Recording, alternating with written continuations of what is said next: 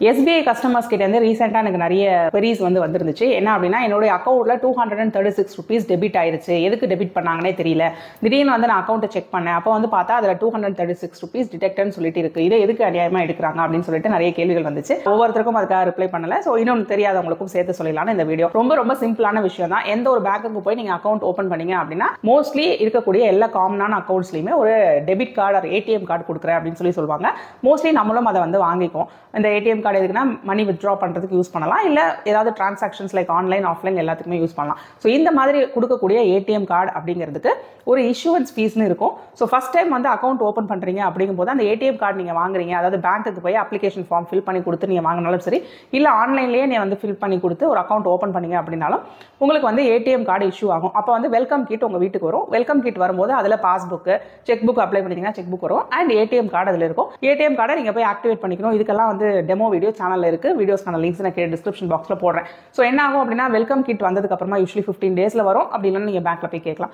இந்த welcome kit வந்ததுக்கு அப்புறமா உங்களுடைய அக்கௌண்ட்ல இருந்து ஃபர்ஸ்ட் டைம் இந்த 236 rupees டிடெக்ட் பண்ணி இருப்பாங்க. இது இஷ்யூவன்ஸ் ஃபீஸ் அப்படின்னு சொல்லுவாங்க.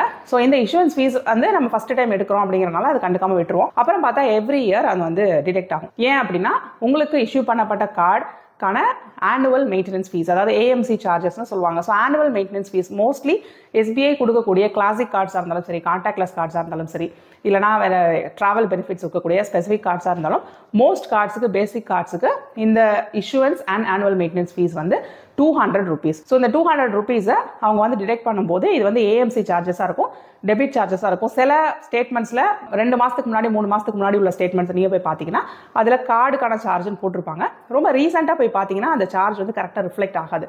அந்த டிரான்சாக்ஷனோட டீடைல்ஸ் போய் பார்த்தீங்கன்னா உங்களுக்கு புரியாமல் இருக்கும். அதனால இந்த 236 rupees எடுத்திருப்பாங்க. ஸோ இந்த 36 rupees எங்கேருந்து வருது அப்படின்னா 200 rupees உங்களுக்கான ஏஎம்சி சார்ஜஸ், 18% ஜிஎஸ்டி. ஸோ 200க்கு 18% ஜிஎஸ்டி போட்டு அது ஒரு 36 ரூபாய் வந்துருது.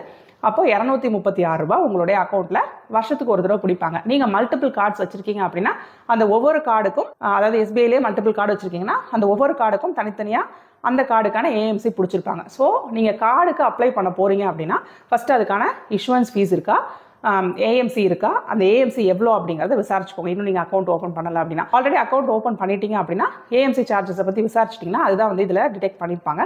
சப்போஸ் நீங்க இந்த கார்டை யூஸ் பண்றதுக்கும் இந்த ஏஎம்சி சார்ஜுக்கும் மேட்சிங் ஆகல, அதாவது நான் இந்த கார்டை ரொம்ப கம்மியா தான் யூஸ் பண்றேன், அதுக்கு போய் இந்த காசு நான் வருஷம் கட்டணுமா அப்படின்னு ஃபீல் பண்ணீங்கன்னா you can feel free to close the card. But ATM card அப்படிங்கிறது ஒரு பேசிக் ரிக்வயர்மெண்ட். எந்த ஒரு அக்கௌண்ட் வச்சிருக்கோம் அப்படின்னாலும் நம்ம போய் பேங்க்ல போயிட்டு நின்றுட்டு வித்ட்ரா பண்ணிட்டு இருக்க முடியாது. அதனால ஏடிஎம் கார்டு இருந்துச்சுன்னா நம்மளே ஏடிஎம்ஸ்ல பணம் எடுத்துக்கலாம். எங்கேயாவது போய் செலவு பண்ணும்போது ஏடிஎம் கார்டு இருந்துச்சுன்னா கேஷ் இல்லாமலேயே கேஷ்லெஸ் டிரான்சாக்ஷன்ஸ் பண்ணிக்கலாம். ஸோ டெபிட் கார்டு ரொம்ப முக்கியம் தான், யூஸ்ஃபுல் தான். பட் டெபிட் கார்டு கூட இந்த மாதிரி ஒரு சார்ஜ் இருக்கு அப்படிங்கிறத ஞாபகம் வச்சுக்கோங்க. ஸோ உங்களுடைய அக்கௌண்ட்ல இந்த மணி ரிஃப்ளெக்ட் ஆயிருந்துச்சுன்னா இதான் ரீசன். இது தெரியாத உங்களுடைய ஃப்ரெண்ட்ஸ் அண்ட் ஃபேமிலிக்கு இந்த வீடியோ ஷேர் பண்ணி அவங்களுக்கும் தெரியப்படுத்துங்க. இதில் இன்னும் ஏதாவது டவுட்ஸ் இருக்குன்னா தாராளமாக கமெண்ட் செக்ஷன்ல கேளுங்க, கண்ண ரிப்ளைஸ்னா கொடுக்குறேன். இதே மாதிரி இன்னொரு யூஸ்ஃபுல் தகவலோட நான் உங்களை அடுத்த வீடியோவில் சந்திக்கிறேன். Until then, it's bye from Jane. நன்றி, வணக்கம்.